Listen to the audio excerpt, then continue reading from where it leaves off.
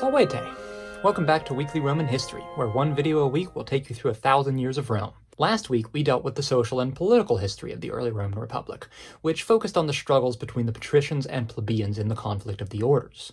This video will be about a more direct style of conflict, the military history of the early Roman Republic and its conquest of Italy. My sources are as last week, the Modern Histories by Mackay and Boatwright with supplements from Livy. There are no content warnings for this video. Roman sources depict warfare in the early Republic as fairly constant, and that seems to be accurate. Rome's growth was slow at first, and involved a lot of one step forward, two steps back. They conquered and subjected people who would later throw off Roman control, and thus in its early history, Rome conquered a lot of people more than once. But once the ball got rolling, Rome's growth was exponential. They started trying to subdue the rest of Latium in the monarchy period, as early as the 600s BCE, and it took them until 338 BCE. Then they managed to conquer all of the Italian peninsula by 270 BCE, and had conquered the entire Mediterranean region by 200 BCE. Rome is a snowball. Sidebar on the peoples of ancient Italy. To understand Rome's conquest of Italy, we need to know something about the civilizations it is fighting. Immediately surrounding Rome is Latium, occupied by the Latins. These people are culturally and linguistically similar to the Romans, and assimilate easily into Roman society after conquest, though they take a lot of convincing to accept Rome as the head of the Latins rather than an equal. Alongside the Latins in many of the same regions are the Umbrians. The Sabines were a kind of Umbrian. Directly to the south of Latium are the Oscans, who especially occupy Campania, the region which will later hold cities like Naples and Pompeii. One of the important subgroups of the Oscans is the Samnites, who I will discuss in more detail soon. North of Latium is Etruria, home of the Etruscans, whom we have discussed already thanks to the Etruscan kings. They are the only people in Italy who speak a language that is not Indo-European. And in the extreme north and south, you have two groups of non-Italian colonizers. In the south are Greek colonies. The southern coast of Italy at this time is called Magna Graecia, or Great Greece. In the north, a group of Gauls have crossed the Alps to settle in Italy. Gaul is the Roman name for the region we now call France. The Celts, which is what the Gauls call themselves, at this time dominate not only modern France, but also the island of Britain and parts of Spain, and they have made inroads in northern Italy at the expense of the Etruscans. So, in the monarchy period, the Romans have already done a lot of fighting and conquering among the Latins, Umbrians, and Etruscans. As I said, this is not a linear process. What the Romans conquer one year might regain its freedom the next. But the Romans are relentless, warring year after year. It is important to note that in this era, both the Romans and their enemies would fight only in the campaigning season, which was the spring and summer. Armies would recruit after the planting season in the spring, go to war, then bring the soldiers back home in time for the harvest. Soldiers were not paid to fight, they were merely doing their duty to their country, so everyone had to get back to make sure their families were fed. As Rome conquers communities, it integrates them into their society with certain communal rights. Trading rights, the right of intermarriage, and automatic citizenship for anyone who chooses to migrate and settle in another city under Roman control, including Rome itself. Most of the government of conquered towns is left intact. Rome is not interested in setting up large administrative bureaucracies, so in this era, conquered people aren't even paying taxes to Rome yet. All Rome really wants is deference in war, that the conquered people won't wage wars without Rome and will provide troops for Rome's war machine. As the conflict of the orders persists and offices are gradually opened to non-patricians, it becomes common for Italians from conquered communities to immigrate to Rome and become high-ranking politicians there. What Rome allows for its conquered people is unique for the time and region. The other major expansive powers of the time, Greece and Carthage, both draw sharp distinctions between citizens and non-citizens, with few or no paths to full rights for conquered people. Rome maintains some distinctions between Romans and other Italians, and these will cause trouble down the line, but their conquered people are remarkably well integrated into Roman citizenship.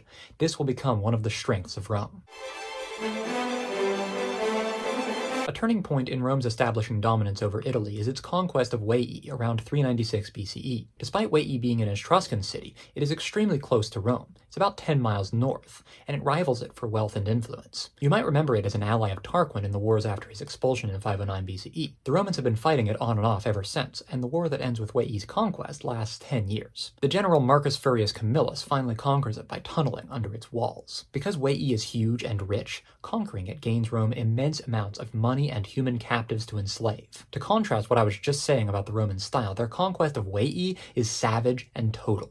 The Romans kill or enslave every resident. Individual Romans receive a lot of wealth from this because Camillus lets his soldiers take large shares.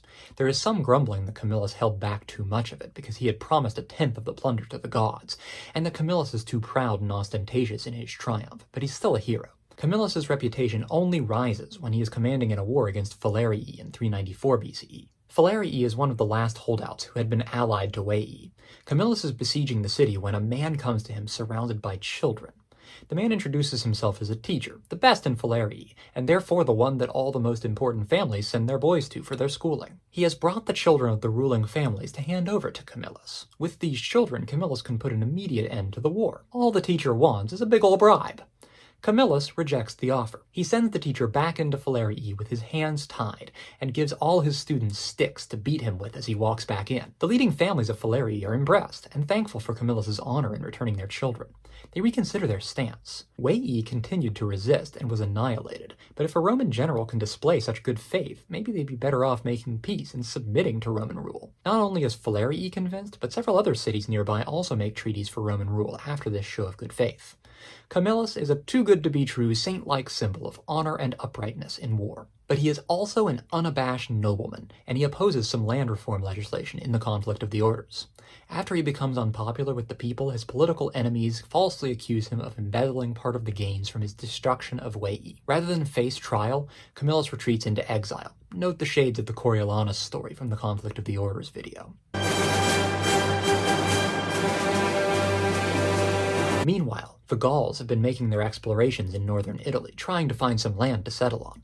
They threatened the people of Clusium, which, if you remember, is the Etruscan town of Lars Porsena, who allied with Tarquin against Rome. Well, now they're a minor city allied with Rome, and they apply to Rome for help driving away the invading Gauls. Rome sends some ambassadors, but when negotiations go poorly, the ambassadors actually end up fighting in a skirmish between the Gauls and the Clusians, which is a huge diplomatic no-no. So the Gauls assume Rome is hostile to them and march next for Rome with their huge army. Rome sends out an army to meet them on the road, hoping to defeat them before they can get to the city. The battle is a disaster for the Romans. A huge amount of soldiers are killed. Of those who remain, half flee back to Rome, and the other half run in the other direction, and hide out in the now deserted city of Veii. No sooner do the Romans learn of their defeat than the Gauls are at the gates. They decide that the Gauls are too strong for them to defend the whole city. The men of fighting age go with the women and children to the citadel. Most ancient cities had a citadel, the most defensible portion of the city, where the people can flee when in serious danger. For Rome, the citadel is the Capitoline Hill, which is most famous for its temples. So the fighting men, women, and children encamp on and fortify the Capitoline. The old men, who don't want to be a drain on resources in the inevitable siege, stay in their houses and wait for the Gauls to breach the walls. The Gauls rage through the city, killing the old men, including former consuls and all manner of high-ranking senators, and burning most of the buildings to the ground. But they don't dare attempt the well-defended Capitoline, so they settle in to wait out the Romans. The year is 390 BCE, and Rome has been very nearly leveled by an enemy. Meanwhile, the soldiers who fled to Veii have made contact with Camillus in exile. They ask him to intervene. Camillus recruits men from the Roman ally town he's been living in and starts to train them as a proper Roman army. He'd better hurry, though, because things are growing dire in Rome. The Capitoline is almost breached. The Romans have been guarding the rocky sides less carefully because it's a sheer cliff face and thus very difficult to climb. But the Gauls have figured out how to scale it, and they start to climb up to make their attack in the middle of the night. Luckily for Rome, the Temple of Juno has sacred geese. Have you ever heard that geese make better guard dogs than guard dogs do? They're extremely territorial and just as mean as can be. So the geese, acting as an omen of Juno, or perhaps just acting like geese normally do, honk like crazy. They wake up the soldier Marcus Manlius. I promise I didn't make up that name. He sees the first Gaul coming up over the side of the cliff and pushes him off, then raises the alarm. The Romans fight off the assault, all thanks to the sacred geese of Juno and Manlius, who gets an agnomen and becomes Marcus Manlius Capitolinus. Please note that the picture I'm showing you right now is a vintage Capitoline geese-themed chocolate ad, because the world is a strange and wonderful place. But this minor victory doesn't change the fact that the Romans are in danger of starving up on that hill. They've gotten word of Camillus' efforts, and they even managed to send him a declaration from what's left of the Senate naming him dictator. But they can't wait forever. Finally, they negotiate with the Gauls to buy the peace with 1,000 pounds of gold. It is a shameful thing to buy the peace instead of winning it, but better to survive. They start to measure out the 1,000 pounds of gold, which I don't think I have to tell you is a lot.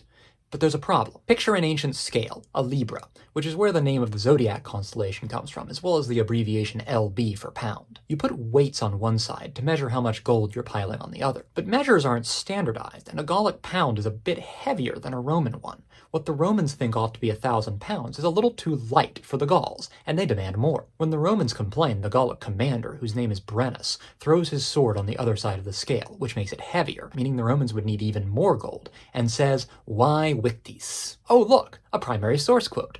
In Livy, Brennus says, "Why victis," which is usually translated, "woe to the conquered." In more modern terms, sucks to be you. You lost, you don't get to dictate the terms. We do.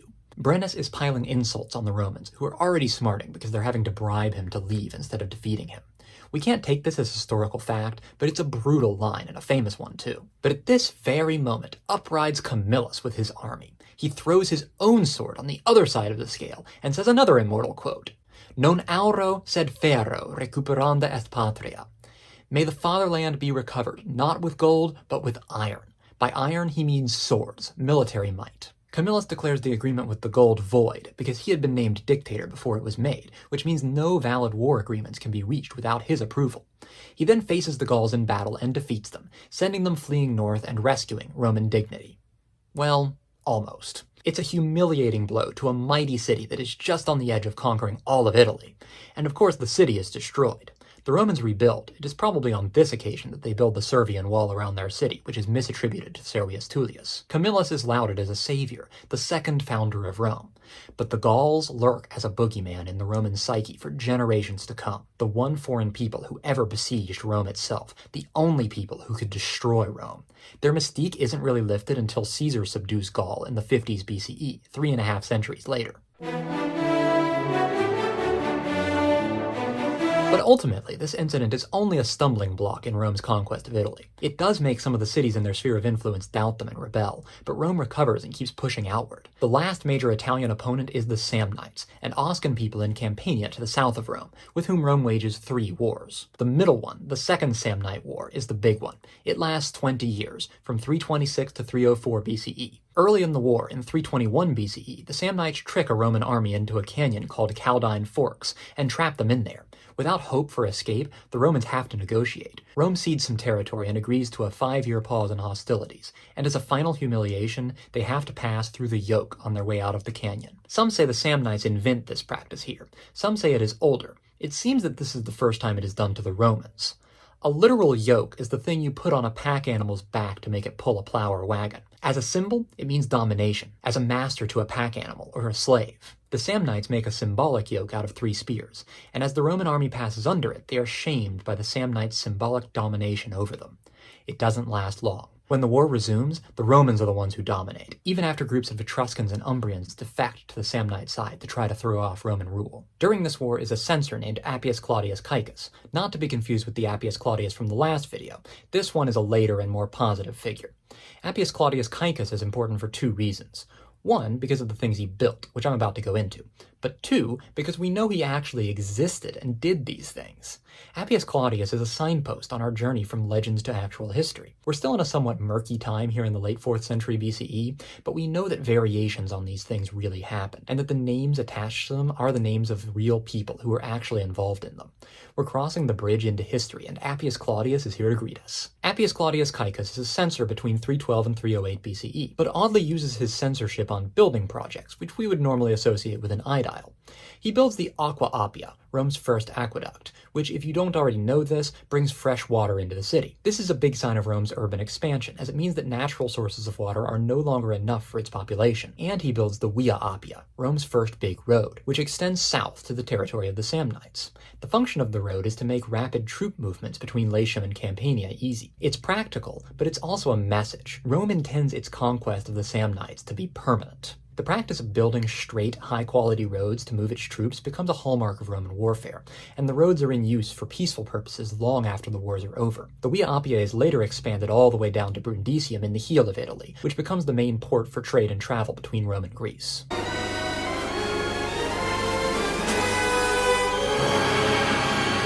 Once Samnium and its allies are conquered, the native Italian population is under Rome's control. There are still Gauls to the north, but of course the Romans don't want to get near them.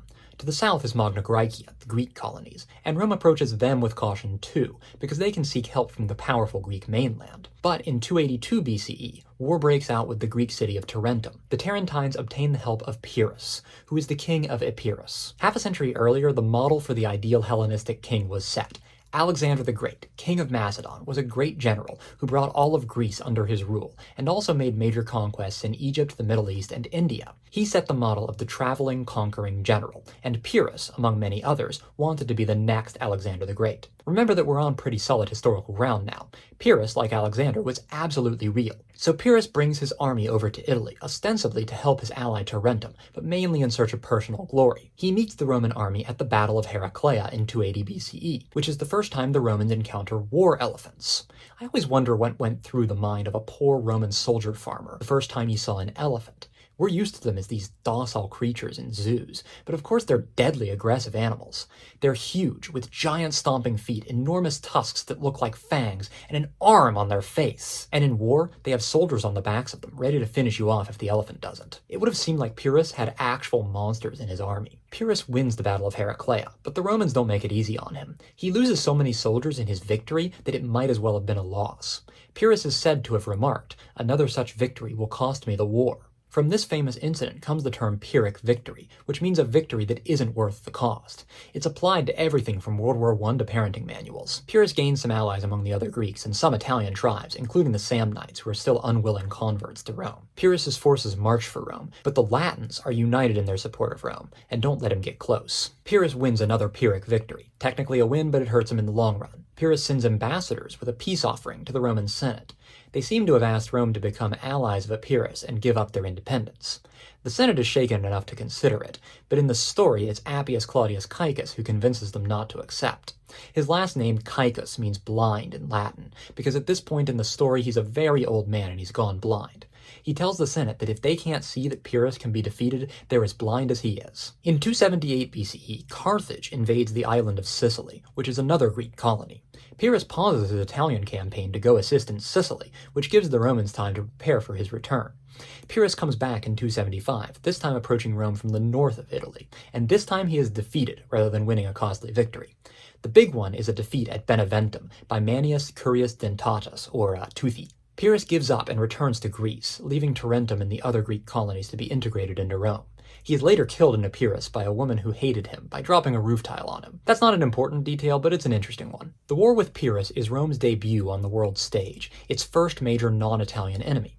This victory is a huge deal. Pyrrhus and his troops are tactically superior to Rome. It is significant that in the early war, Rome fends him off without winning a single victory. None of the generals Rome put against Pyrrhus were better than he was.